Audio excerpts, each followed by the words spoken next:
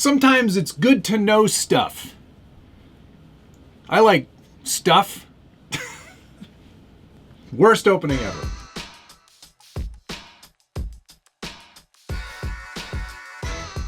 Welcome back to the Skill Builders Guild. Thanks again for watching. It's episode 154 of What's on the Bench Weekly.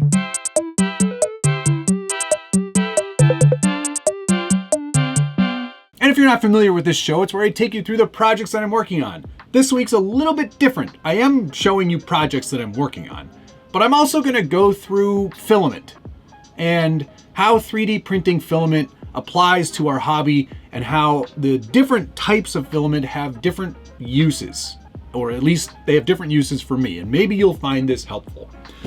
What you can see here on the bench today, this is the beginning of one of the Toyota Tundra project trucks for Toyota. I've been contracted to make two more, which isn't exactly the most exciting news. But you know what? I'm fine with it because I've done 4 of them already. What's 2 more, really? As you can see, it's a large truck, and they are very large. They're quite a lot of work. And what I've got here is 1/10 of one body, and this is basically just the front quarter. No, front fifth. Not even fifth, because it's like 2.5. Can decimals exist in fractions? This is obviously a large project, and despite the fact that I'm printing this on my Bamboo Lab H2D and H2C, it does require splitting up into multiple parts. And one of the benefits of that printer, of course, is that you can set up a whole project, and I've got multiple build plates that have each portion on the bed. And of course, it's all supported with organic supports because these use less filament than normal supports and actually work pretty well for these organic and curved shapes. I'm not going to really get into the specifics of how to print things. I'm more talking today about the actual materials that I'm using. For this project, I decided to print everything in PETG. And PETG is the same sort of plastic that you find in pop bottles. That's basically it. And recycled sweaters. There's a lot of PETG that's used in those as well. It's a very versatile filament. It prints at a reasonably good temperature. It's not super hot.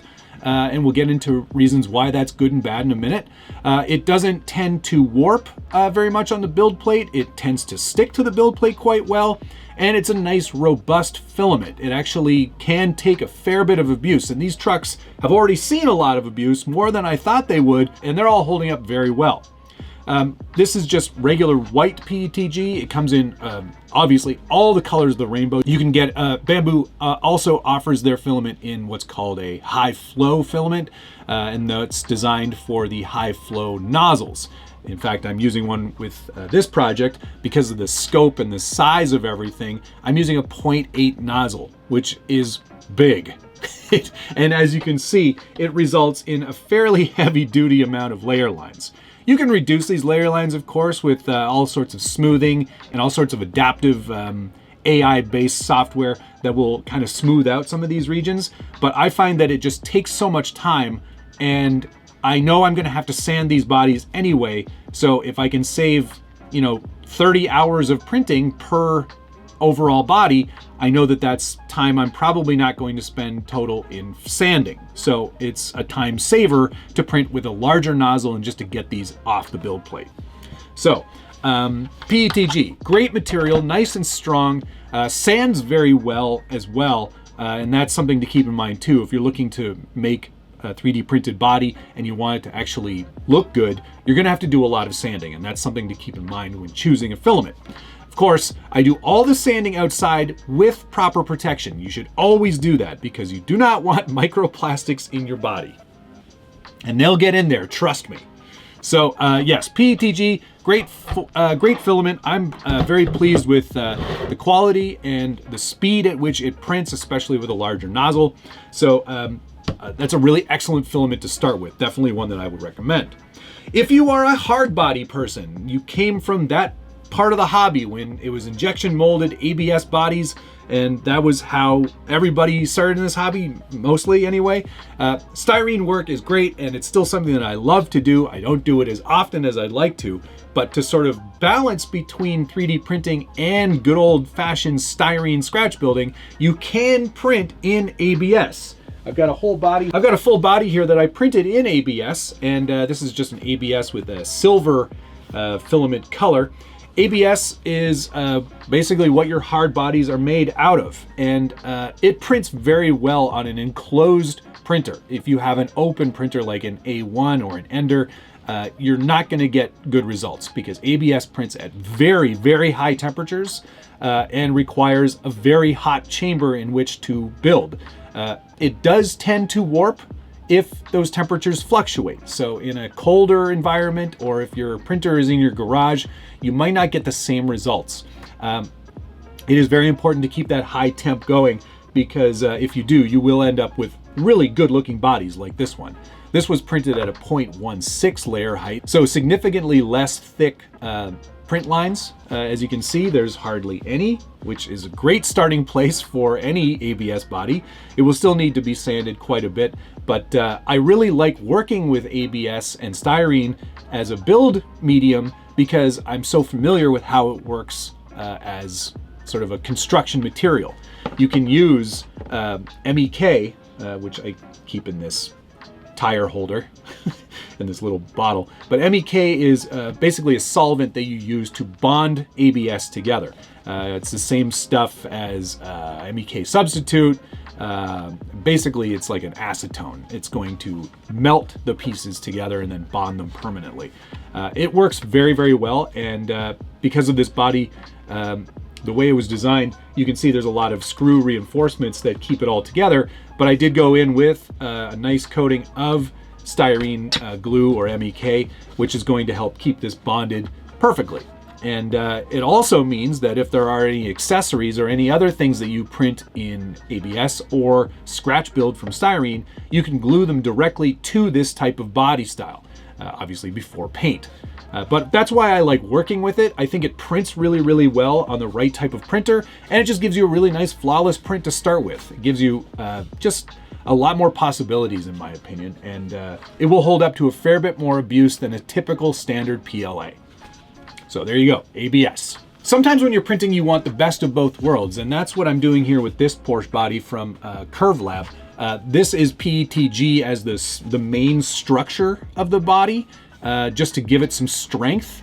And then I'm also going around with ABS, so the doors will be ABS, the front fenders will be ABS, the front hood will also be ABS, and it's just to give it a bit of modeling ability in case I want to do some modifications to those styrene elements. That way you get a nice, strong, rigid body underneath, and you still get to do some modeling techniques with ABS on top. Nice little kind of combination of the two. You can obviously print in PLA, and PLA is what all printers are basically built around. It's the core filament for everybody. PLA prints beautifully, doesn't require high temperature, always sticks to the build plate. I never have any trouble with PLA at all. That said, it's not as strong as some of these other materials, especially like ABS or PETG. It's not going to hold up to as much abuse. You certainly wouldn't be able to build a cage out of PLA. I probably wouldn't even build one out of PETG or ABS, to be honest. I'd go into a much more high-end filament like PPACF, which is wildly expensive, but works very well for actual structural and rigid pieces that you need the maximum amount of strength from. But yes, like I said, PLA does work very well, and it's sort of like sort of the entry level, if you will. In fact, when I printed this rally fighter for my SCX30, this was printed in PLA. I didn't need it to be ABS. I printed it with a 0.2 nozzle, giving me a lot better quality right out of the gate, and it works fantastically well. This doesn't need to be structural. It's a very lightweight, small little car. So it doesn't need to be ABS or PETG. It can get away with being PLA, and it still looks fantastic. It's really just a matter of whatever suits your needs best. If you're looking to do actual modeling or modifying of a print after it's been printed, I would suggest ABS every single time. But for a small, easy to print little project like this, PLA is more than acceptable.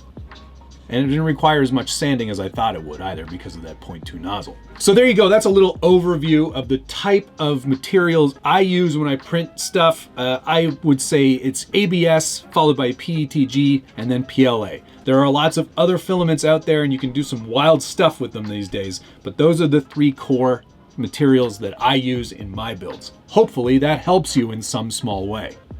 If it did, consider hitting the like button and subscribe if you haven't already. Ring that notification bell so you get updates anytime there's a new video from the Scale Builders Guild. And of course, help me thank these ding-dongs for being a part of the YouTube membership, where I share all kinds of tips and tricks, how-tos, behind-the-scenes content, and travelogues. All sorts of additional content you cannot see anywhere else that really brings this whole community together. If that's something you're interested in, link down below. Thank you to all of these ding-dongs. I appreciate your support. All right, on to the next thing. Next on the bench today, here's the SCX103 Extra Cab from Axial. No real changes this week, and I know I am promising you a paint demo, and there is going to be one. Trust me on that. Just waiting for this cold weather to go away so I can go outside and paint. But what I did do was some heavy lifting and some experimenting for you. I've actually installed an inner fender. This is the SCX103 JLU inner fenders for the front only, and they work-ish. They work mostly. There are a few tiny things that you should keep in mind if you're going to try to do this. Get this body off. This is one of the problems now, is that the body doesn't come off as easily because of these inner fenders at all. But I can fix that. I can remedy that. But there they are installed. The main change you have to make, obviously, the front body mount here. This is going to raise up by about 1.5 mils. Not a big problem because those holes exist and that's where they mount. The front holes, though, because of this new bumper assembly, there are a little tiny bit of trimming had to be done to the actual fender. It's just a little like pie cut on the actual mount for the front screw. And then I just drilled a slightly larger hole and it all clamps in there nicely. Fits pretty well, and as you can see, hides the interior of this chassis from the outside. The big problem, it's not a big problem, but as you can see on the actual assembly for the hood that keeps all of this plastic together, the rock light things are getting in the way of the actual inner fenders. So you have to kind of smush everything down. I could, if I wanted to be destructive, I could just trim these off of the inside of this body and then it should fit on there without any trouble. But as it stands right now, that can work. And what do you gotta buy? You've gotta buy the whole set. So you get the rear fenders as well.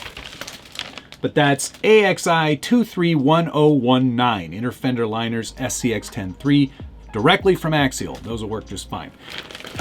Like I said, with some trimming.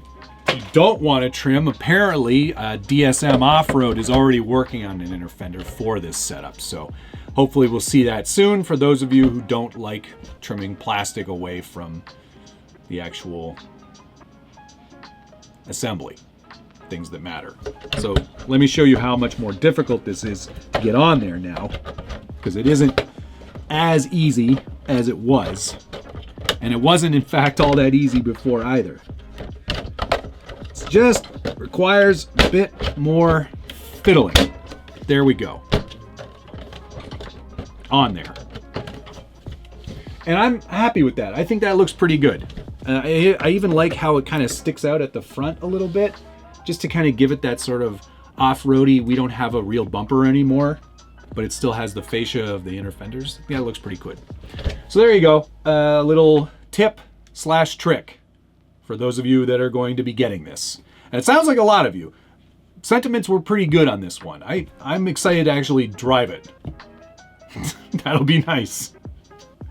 All right, on to the next thing. Next on the bench, another project I needed, like I needed a hole in the head, but I'm really excited again to be building another Beetle. I've already got the Zoku chassis to build, This one is from NWS. Oh. This one's from NWSD, and it is I believe this is the Bouncing Betty, or, hang on. I know what this is. Let me just find the name of it. This is from Northwest Scale Designs. This is a Bouncing Betty chassis. Let me show you the actual chassis. And it is a leaf sprung chassis designed specifically for the Sand Scorcher body. I believe they're calling this the Wastelander. It's really exciting because they sent me a chassis a long time ago and I always wanted to do a Beetle version. Now they have a Beetle specific version of their chassis. And as you can see, it's going to have leaf springs on it, which I'm really excited about. It's gonna be a blast. I am excited to do sort of like two Beetles, two different approaches, from two different manufacturers. It's really exciting. Zoku and Northwest Scale Designs. This is a great looking chassis and I'm super stoked because not only did they include a really great chassis, but